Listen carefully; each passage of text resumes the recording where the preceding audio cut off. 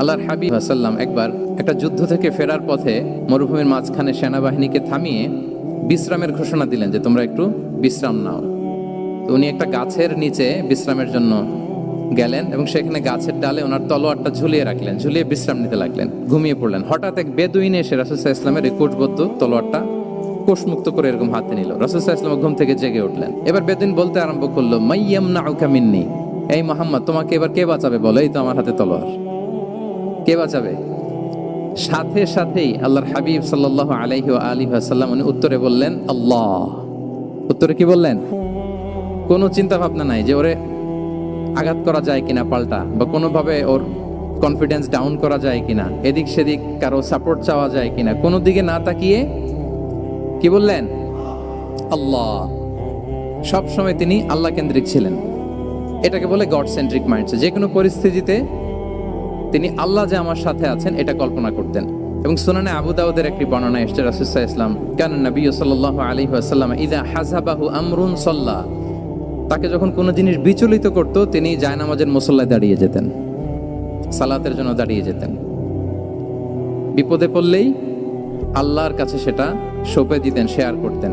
আমরা বর্তমানে কোনো বিপদে পড়লেই কি করি? আগে কোথায় শেয়ার করি? ফেসবুকে। আসলে করা উচিত কার সাথে? হ্যাঁ, আমার স্ত্রীর সাথে শেয়ার করার আগেও শেয়ার করব কার সাথে? আমার বন্ধুর সাথে শেয়ার করার আগেও শেয়ার করব কার সাথে? আল্লাহর সাথে। আমরা যদি হিজরতের ঘটনাটাকে একটু অ্যানালাইজ করি তাহলে দেখব যে গারে সাউরে যখন আল্লাহ রাসূল সাল্লাল্লাহু আলাইহি ওয়াসাল্লাম এবং আবু বকর রাদিয়াল্লাহু তাআলা আনহু ওনারা আশ্রয় নিয়েছিলেন রাত্রিবেলায়, কুরাইশরা যখন খুঁজতেছিল, আবু বকর রাদিয়াল্লাহু তাআলা আনহু বলেন যে কুরাইশদের পা দেখা যাচ্ছে, ওরা যে হেঁটে যাচ্ছে, একটু উকি মারলে আমাদেরকে দেখা যায়। তিনি অত্যন্ত ভীত সন্ত্রস্ত, তটস্থ, নিজের জন্য নয়, রাসূল সাল্লাল্লাহু আলাইহি ওয়াসাল্লামের সেফটির জন্য। রাসূল সাল্লাল্লাহু আলাইহি ওয়াসাল্লাম আবু বকর রাদিয়াল্লাহু তাআলা আনহুকে বলেন যে আবু বকর চিন্তা করো না, লা তাহসান ইন্নাল্লাহা মা'ানা, আবু বকর চিন্তা করো না, আল্লাহ আমাদের সাথে আছেন। সুবহানাল্লাহ। আমাদের সাথে কে আছেন? আল্লাহ আমাদের সাথে আছেন। এটা হচ্ছে গড সেন্ট্রিক মাইন্ডসেটের উদাহরণ। আপনার মনকে বুঝাতে হবে যে আল্লাহ আমার সাথে আছে। মনকে তুমি বুঝিয়ে বলো আল্লাহ আছে আমার সাথে। এই বাক্যটা মুখস্থ করা যাবে? মনকে তুমি বুঝিয়ে বলো আল্লাহ আছেন আমার সাথে। আপনার পুরো জীবনের সব কাজের সাথে যদি এই বাক্যটাকে মিলিয়ে ফেলতে পারেন দেখবেন যে কোনো কিছুই আপনার ক্ষতি করতে পারতেছে না। এটাকে বলে গড সেন্ট্রিক মাইন্ডসেট। আল্লাহ আমার সাথে আছেন, কেউ নাই কিন্তু আল্লাহ তাআলা আমার সাথে আছেন। এবং গড সেন্ট্রিক মাইন্ডসেটের সবচেয়ে বড় সুবিধা হচ্ছে আপনার মনে কখনো হতাশা কাজ করবে না, হতাশা বাঁধবে না, কারণ আপনার সাথে এক মহাশক্তিধরের কানেক্টিভিটি আছে। তিনি কে বলুন তো আওয়াজ করে? তিনি আল্লাহ। হতাশা আসবে না। এই যে আমাদের জাতীয় জীবনের এখন সবচাইতে বড় বড় সমস্যাগুলোর যদি আমরা লিস্ট করি, একটা বড় সমস্যা হচ্ছে ডিপ্রেশন, তাই না? আমরা ডিপ্রেশনে ভুগি না? আচ্ছা, ডিপ্রেশন কাকে বলে আগে বলে? ডিপ্রেশন হচ্ছে আপনার আর আপনার রবের মাঝে যে দূরত্ব, এটার নাম ডিপ্রেশন। আই রিপিট, আমার আর আমার রবের মাঝে যে গ্যাপ, আমাদের সম্পর্কের যে দূরত্ব, এটার নাম কি? ডিপ্রেশন। আপনি যত আল্লাহর সাথে সম্পর্ক জোরদার করতে পারবেন, ডিপ্রেশন আপনার থেকে দৌড়ে পালাবে। এজন্য আমাদের বিশ্বাসীদের জীবনে কোনো ডিপ্রেশন নাই, আছে? তাহলে ডিপ্রেশন হচ্ছে আপনার আর আপনার রবের মাঝে যে দূরত্ব, এই দূরত্ব দূর করে দেন, ডিপ্রেশন আপনিই পালাবে। দ্বিতীয় হিজরিতে যে বদরের যুদ্ধ হলো, সে বদরের যুদ্ধে ইবনে মাসউদ রাদিয়াল্লাহু তাআলা আনহু তিনি বর্ণনা করেন যে আল্লাহ রাসূল সাল্লাল্লাহু আলাইহি ওয়াসাল্লাম আগামীকাল যুদ্ধ, এর আগের দিন রাতে তিনি হাত তুলে এরকম দোয়া করতেছিলেন। আমরা তো এইভাবে দোয়া করি। আল্লাহর হাবিব সাল্লাল্লাহু আলাইহি ওয়া আলিহি ওয়াসাল্লাম তিনি দোয়া করতে করতে ইমোশনালি হাত এরকম উঁচু করে, হাত্তা ইউরা বায়াদ ইবতাইহি, বগলে শুভ্রতা দেখা যাচ্ছিল। উনি দোয়া করতেছিলেন, আল্লাহুম্মা আনজিজ লি মা ওয়া'আতানি, আল্লাহুম্মা আতিনি মা ওয়া'আতানি, আল্লাহ তুমি যে বিজয় দিবে বলে প্রতিশ্রুতি করেছিল, ওই বিজয় আমাদেরকে দাও, ওই ভিক্টরি আমাদেরকে দাও। দোয়া করছিলেন। সাইয়েদনা আলী রাদিয়াল্লাহু তাআলা আনহু উনি বর্ণনা করছেন যে বদরের যুদ্ধের আগের রাতে আমরা সবাই ঘুমোচ্ছিলাম, কিন্তু রাসূল সাল্লাল্লাহু আলাইহি ওয়াসাল্লামকে দেখলাম যে না, উনি হাত তুলে শুধু আল্লাহর কাছে কাকে ভিক্টরি বা বিজয় দান করবেন ইনশাআল্লাহ। যুদ্ধের আগের রাতে সেনাপ্রধান কি করে? এই কৌশল ওই কৌশল, কোন দিক দিয়ে অ্যাটাক করা যাবে, ওয়ার স্ট্র্যাটেজি ঠিক করে, তার সাথে যারা আছে তাদের সাথে পরামর্শ করে। কিন্তু রাসূল সাল্লাল্লাহু আলাইহি ওয়াসাল্লাম সব কিছু সেট করে দিয়ে কার সাথে কানেক্টিভিটি করেছেন বলুন তো? আল্লাহর সাথে। This is called God centric mindset, আল্লাহ সেন্ট্রিক মাইন্ডসেট। আমার হৃদয়টা সবসময় কার সাথে জুড়ে থাকবে? আল্লাহর সাথে। কারণ উনি ছাড়া আমার কোনো ঠিকানাই নাই।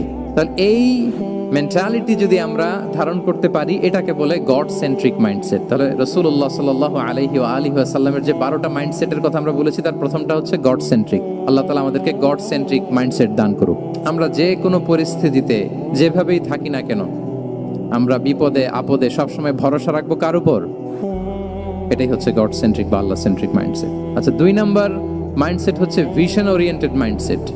ভিশন ওরিয়েন্টেড মাইন্ডসেট মানে হচ্ছে যার মধ্যে দূরদর্শিতা আছে, ফার সাইটেডনেস আছে, who can anticipate the future, যে ভবিষ্যৎ আগাম অনুমান করে ফেলতে পারে, সামনের পরিস্থিতিকে আগাম অনুমান করতে পারার যে যোগ্যতা বা দীর্ঘমেয়াদী চিন্তা করতে পারার যে ক্যাপাসিটি, এটাকে বলে ভিশন ওরিয়েন্টেড মাইন্ডসেট। এটা আল্লাহ রাসূল সাল্লাল্লাহু আলাইহি ওয়া আলিহি ওয়াসাল্লামকে আল্লাহ তাআলা দান করেছেন। উনি ভবিষ্যৎকে আগাম বুঝতে পারতেন, আগাম অনুমান করতে পারতেন, এবং সে অনুযায়ী তিনি স্ট্র্যাটেজি, প্ল্যান, পরিকল্পনা এটা তিনি সাজাতে পারতেন। এটাকে বলে ভিশন ওরিয়েন্টেড মাইন্ডসেট। রাসূল সাল্লাল্লাহু আলাইহি ওয়াসাল্লাম 6ষ্ঠ হিজরিতে মদিনায় স্বপ্নে দেখলেন যে তিনি উমরা করতে যাচ্ছেন। তো নবীদের স্বপ্ন এটা কেবল স্বপ্ন নয়, এটা আল্লাহর পক্ষ থেকে ওয়াহি, রেভেলেশন। তো সেই হিসেবে তিনি 1400 সাহাবা নিয়ে উমরা করতে চলে গেলেন মক্কায়, কিন্তু মক্কাবাসী ঢুকতে দিল না, থামিয়ে দেয়া হলো। তো তখন একটা চুক্তি হয়েছিল, ওই চুক্তিতে বলা হলো, রাসূল সাল্লাল্লাহু আলাইহি ওয়াসাল্লাম লিখতে বললেন যে লিখো মিন মুহাম্মদ রাসূলিল্লাহ, আল্লাহর রাসূল মুহাম্মদের পক্ষ থেকে কুরাইশদের সাথে এই চুক্তি। কুরাইশরা আপত্তি করলো যে না, শুধু মুহাম্মদ লেখা যাবে, রাসূলুল্লাহ লেখা যাবে না, কারণ তুমি যে রাসূলুল্লাহ, আল্লাহর রাসূল, এটা যদি আমরা মেনে নেই তাহলে তোমার সাথে আর আমাদের দ্বন্দ্ব কিসের, আমরা তো ভাই ভাই হয়ে গেলাম, রাসূলুল্লাহ কাটো। সাহাবারা কেউ রাজি হয় না, বিশেষ করে ওমরে ফারুক রাদিয়াল্লাহু তাআলা, উনি রাজি হয় না, না না এটা কাটা যাবে না। রাসূল সাল্লাল্লাহু আলাইহি ওয়াসাল্লাম অনেক বলে কয়ে বুঝালেন যে না, দীর্ঘমেয়াদী চিন্তা করতে গেলে আমাদের এখন একটা শান্তি চুক্তির দরকার আছে, যাতে করে আমরা আমাদের গ্লোবাল নেভিগেশন সিস্টেম, দাওয়া সিস্টেমকে আরো স্ট্রং করতে পারি। অনেক বলে কয়ে রাসূলুল্লাহ কাটা হলো। এরপর তারা বলে চুক্তিতে লিখো যে এই বছর উমরা করতে দেয়া হবে না, এই বছর ফিরে যাবেন আপনারা সবাই। এটাও সাহাবারা রাজি হয় না, আল্লাহ রাসূল সাল্লাল্লাহু আলাইহি ওয়াসাল্লাম রাজি হলেন। আবার আরেকটা ক্লোজে লেখা হলো যে আগামী বছর আসলেও 3 দিনের বেশি থাকা যাবে না, সেটাও রাজি হয়ে গেল। রাসূল সাল্লাল্লাহু আলাইহি ওয়াসাল্লাম, সাহাবারা রাজি হচ্ছেন না। এরপর মক্কা থেকে কোনো লোক মদিনায় গেলে মদিনাবাসী তাকে রাখতে পারবে না, ফেরত দিতে হবে। কিন্তু মদিনা থেকে কোনো লোক মক্কায় আসলে মক্কাবাসী তাকে ফেরত দিতে বাধ্য থাকবে না। দেখেন, একটার পর একটা মুসলমানদের বিরুদ্ধে সব ক্লোজ যাচ্ছে, কোন সাহাবীরাই রাজি হচ্ছেন না। কিন্তু আল্লাহ রাসূল সাল্লাল্লাহু আলাইহি ওয়া আলিহি ওয়াসাল্লাম তিনি বললেন যে না, লিখো লিখো। উমরে ফারুক রাদিয়াল্লাহু তাআলা আনহু এতটাই রাগান্বিত হলেন, তিনি প্রশ্ন করলেন, ইয়া রাসূলুল্লাহ, আলাইসা আনতা নাবিয়্যুন হক, আপনি এই যে কম্প্রোমাইজের পর কম্প্রোমাইজ করে যাচ্ছেন, আপনি কি সত্য নবী নন, সত্য রাসূল নন? আলাসনা আলা দীনিন হক, আমরা কি সত্যের উপর প্রতিষ্ঠিত নই? আলাইসাল কুরআনু কিতাবুন হক, তো সব যদি সত্য হয় আপনি কেন এগুলো মানছেন? রাসূল সাল্লাল্লাহু আলাইহি ওয়াসাল্লাম বললেন যে ওমর, তুমি বাদশা না, মেনে নাও। মেনে নিলেন, এবং এই মেনে নেওয়াটাকে আল্লাহ ভিক্টরি বলে ঘোষণা দিলেন, বিজয় বলে। আল্লাহু আকবার, ইন্না ফাতাহনা লাকা ফাতহাম মুবিনা। কারণ রাসূল সাল্লাল্লাহু আলাইহি ওয়াসাল্লাম অনেক দূর দেখেছেন, সাহাবারাই সামনের কিছু বিষয়ে তারা খেয়াল করছেন, কিন্তু রাসূলুল্লাহ সাল্লাল্লাহু আলাইহি ওয়া আলিহি ওয়াসাল্লাম তিনি অনেক দূর দেখতে পাচ্ছেন। আচ্ছা বলেন, 3 তলার উপর থেকে একজন একটা ভিউ দেখতে পায়, আর 30 তলা উপর থেকে আরেকজন একটা কন্ডোমিনিয়ামের উপর থেকে একটা পানোরামিক ভিউ দেখতে পায়, দুইজনের ভিউ দেখা কি একরকম হয়?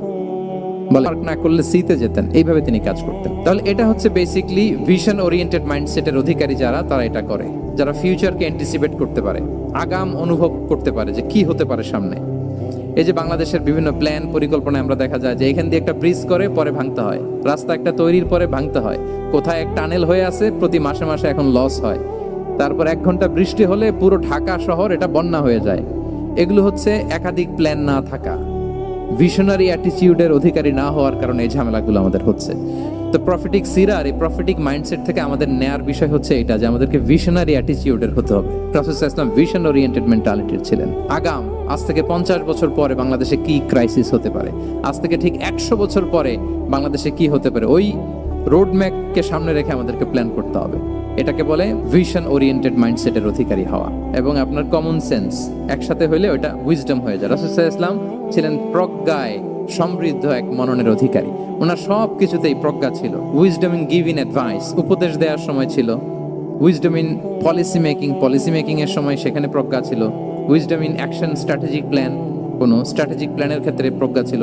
রাসূল সাল্লাল্লাহু আলাইহি ওয়াসাল্লাম একই প্রশ্নের উত্তর এক একজনকে এক এক ভাবে দিতেন। অনেক সাহাবারা জিজ্ঞেস করতেন যে রাসূলুল্লাহ, একই প্রশ্ন, একে বললেন এইটা, ওরে বললেন ওইটা, ওরে বললেন আরেকটা, এটা কেন? তো রাসূল সাল্লাল্লাহু আলাইহি ওয়াসাল্লাম বললেন যে আমি জানি ওর কিসে ঘাটতি, আমি জানি ওর কি প্রয়োজন, আমি জানি ওর ওকে কোন নাসিহাটা দিলে কাজ করবে, ফলে এক একজনকে আমি এক একভাবে ক্লারিফাই করেছি। আল্লাহু আকবার। This is called wisdom.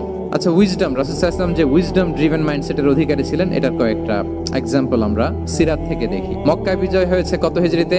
8ম হিজরিতে যখন মক্কা বিজয় হলো, তখন রাসূল সাল্লাল্লাহু আলাইহি ওয়াসাল্লাম আম্মাজান আয়েশার সাথে গল্প করছিলেন আর বলছিলেন, আয়েশা, লাউলা হাদাসাতু আহদি কওমিকা বিল কুফরি লানাকাতুল কাবাতা ওয়ালা জাআলতুহা আলা আসাসি ইব্রাহিম। আয়েশা, তোমার এই মক্কাবাসী, তোমার এলাকার লোকজন যদি একটা কেওস সৃষ্টি না করতো, তাহলে কাবার যে আসল শেপ, আমি ওই আসল শেপে এটাকে ফেরত নিতাম, কিন্তু নিতে গেলে এখন একটা ঝামেলা বাঁধবে, এজন্য নিব না। ব্যাপারটা হচ্ছে, আমরা এখন যে কাবাটাকে দেখি, এটা হচ্ছে স্কয়ার আকৃতির। স্কয়ার মানে কি? বর্গাকৃতি, তাই তো? বর্তমান কাবা কোন আকৃতির বলেন তো? একটা বড় কিউবের সাইজ না? দূর থেকে দেখলে মনে হয় একটা বড় কিউবের সাইজ, কিউবের আকৃতি মানে স্কয়ার, চতুর্ভুজ। কিন্তু সাইয়েদানা ইব্রাহিম আলাইহিস সালাম যে কাবা নির্মাণ করেছিলেন, এটা কিন্তু এরকম কিউব ছিল না, ওটা ছিল রেক্ট্যাঙ্গেল। রেক্ট্যাঙ্গেল ছিল, মানে আয়তাকৃতির ছিল, এরকম লম্বা। এই যে এই টেবিলটা যেরকম, টেবিলের যে শেপ এরকম ছিল, এরকম লম্বা কাবা ঘর ছিল আয়তাকৃতির। কিন্তু এখন এটা কমে স্কয়ার আকৃতির হয়ে গেছে। এর কারণটা কি? কাবা একবার অগ্নিকাণ্ড ঘটার কারণে ধ্বংস হয়েছিল, ফলে কাবাকে আবার রিনোভেশন করা লেগেছিল, পুনর্নির্মাণ। তো কুরাইশরা সিদ্ধান্ত নিয়েছিল, কাবা পুনর্নির্মাণে আমরা কোনো হারাম টাকা ইউজ করব না, যার কাছে যত হালাল টাকা আছে নিয়ে আসা হলো। কিন্তু হালাল টাকা যতটুকু জমা হয়েছে, এটা দিয়ে পুরো কাবা নির্মাণ হয় না, অর্ধেক হয়। ফলে কাবা যে আয়তাকৃতির ছিল, সেটা না হয়ে গেছে কি বলেন? বর্গাকৃতির, মানে স্কয়ার। ওই স্কয়ার কাবাই আজ পর্যন্ত রয়ে গেছে। কিন্তু ওই যে আয়তক্ষেত্রের যে শেপের মধ্যে যতটুকু জায়গা বাকি ছিল, ওইখানে দেখবেন একটা ক্রিসেন্টের মতো আছে, হেজরে ইসমাইল, হাতিমে কাবা বলে। ওইটার ভিতরে নামাজ পড়া আর কাবার ভিতরে নামাজ পড়া একই হুকুম। ওইটার ভিতরে নামাজ পড়া আর কাবার ভিতরে নামাজ পড়া কি একই হুকুম। ফলে ওই হাতিমের ভেতরে ফরজ সালাত আদায় হয় না, নফল সুন্নাত পড়া যায়। এমনকি কাবার ভেতরেও ফরজ সালাত আদায় করলে আদায় হবে না, কারণ নামাজের ফরজের মধ্যে একটা ফরজ হচ্ছে ইলা জিহাতিল কাবা, টু দ্য ডাইরেকশন অফ কেবলা। আপনার কেবলা মুখী হইতে হবে না, আপনি তো কাবার ভিতরে ঢুকে গেছেন, এখন কাবা কোন দিকে? কেনা সুবহানাল্লাহ। This is called wisdom. এটাকে কি বলে? প্রজ্ঞা। এটাকে প্রজ্ঞা বলে। তাহলে আপনার জ্ঞান এবং আপনার কমন সেন্স দুইটা যখন কানেক্ট করে, তখন সেটা প্রজ্ঞা হয়। প্রজ্ঞার আরেকটা উদাহরণ যদি দেই সিরাত থেকে, রাসূল সাল্লাল্লাহু আলাইহি ওয়াসাল্লামের যে কনফ্লিক্ট রিজলভিং ক্যাপাসিটি ছিল, যখন কাবাকে পুনর্নির্মাণ করা হচ্ছে, তখন হাজরে আসওয়াদকে বের করা লেগেছিল, এবং রিনোভেশন শেষে আবার হাজরে আসওয়াদকে তার জায়গা মতো, মানে ব্ল্যাক স্টোন, যেটাতে চুমু দিলে মানুষের গুনাহ মাফ হয়ে যায়, হাজরে আসওয়াদ, চিনতে পেরেছেন না? ফলে অনেক বোনেরা যাদের জন্য হেজাব নিকাব মেনটেন করা হচ্ছে ফার্স, পর্দার কোনো বালাই নাই, পুরুষের সাথে ধাক্কা ধাক্কি করে তার শরীর মিশে যাচ্ছে, গা মিশে যাচ্ছে, ধাক্কা ধাক্কি করে একটা সুন্নতের জন্য ফরজকে স্যাক্রিফাইস করে ফেলতেছে। মানে ফোকাস ঠিক নাই আর কি, কোথায় যে কোনটা করতে হবে ওইটাই ভুলে গেছে। তো এই হাজরে আসওয়াদ পাথরকে আবার জায়গা মতো রাখতে হবে। এখন কে রাখবে? এই নিয়ে মারামারি মক্কায়।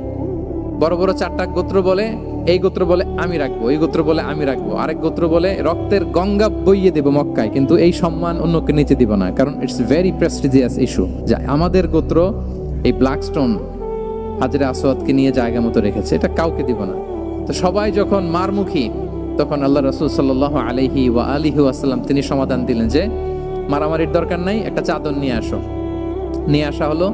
4 গোত্রের 4 লিডারকে বললেন, চাদরের 4 কোণা ধরো। 4 জন 4 কোণা ধরলো। রাসূল সাল্লাল্লাহু আলাইহি ওয়াসাল্লাম তিনি পাথরটা নিয়ে মাঝখানে রাখলেন। এবার 4 নেতাকে বললো, আসো, জাতীয় 4 নেতা চলে আসো, কাবার সামনে চলে আসলো। এরপরে আল্লাহ রাসূল সাল্লাল্লাহু আলাইহি ওয়াসাল্লাম ওনার মোবারক হাত দিয়ে, বরকতময় হাত দিয়ে হাজরা আসওয়াদকে নিয়ে নিজ হাতে রাখলেন। এবার সবাই হ্যাপি, কারণ অংশগ্রহণ করতে পারছে। আসলে সব মূল স্ট্যাটাস কিন্তু চলে গেছে রাসূলের দিকে, নাকি? ওরা তো এটা টাচও করতে পারেনি, পারছে? ওরা চাদর ধরেই হ্যাপি, কিন্তু পাথরটা ধরেছিল কে? রাসূল সাল্লাল্লাহু আলাইহি ওয়াসাল্লাম। চাদরে রেখেছিল কে? রাসূল সাল্লাল্লাহু আলাইহি ওয়াসাল্লাম। চাদর থেকে নিয়ে আবার কাবা ঘরে সেট করেছিল কে? রাসূলুল্লাহ সাল্লাল্লাহু আলাইহি ওয়া আলিহি ওয়াসাল্লাম।